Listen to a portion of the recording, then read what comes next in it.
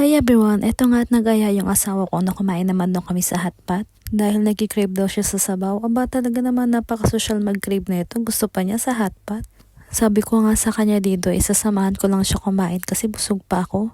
Pero nung nakita ko itong mga hotpot na to, abay, Diyos ko, ewan ko, ba't nakaramdam ulit ako ng gutom? Malapit nga lang pala ito sa building namin, kaya walking distance lang. Niloloko ko pa nga asawa ko dito kasi sabi ko sa kanya kung gusto mo ng sabaw edi sana nilutuan lang kita ng sinigang na bangus kaso mukhang nagsasawa na ata siya kaya gusto niya naman ng ibang lasa. Pangalawang choice pala namin itong hotpot na to kasi nga dun sa una namin pinuntahan medyo maraming tao kaya mas pinili na lang namin ito sa hindi masyadong maraming tao at saka ang ganda pa kasi malinis tignan. At isa pang dahilan kung bakit gusto namin kumain sa mga restaurant na hindi masyadong matatao kasi naasikaso ka ng mabuti ng mga staff. At eto nga, akala ko hindi ako masyado makakakain kasi nga medyo busog pa ako. Diyos ko, kung sino pa yung inaya mo kung siya pa yung maraming nakain. At eto nga, hindi halatang gutom kaming dalawa. Tignan nyo naman yung mga pinagkainan namin. Halos mahiya na yung pusa sa amin.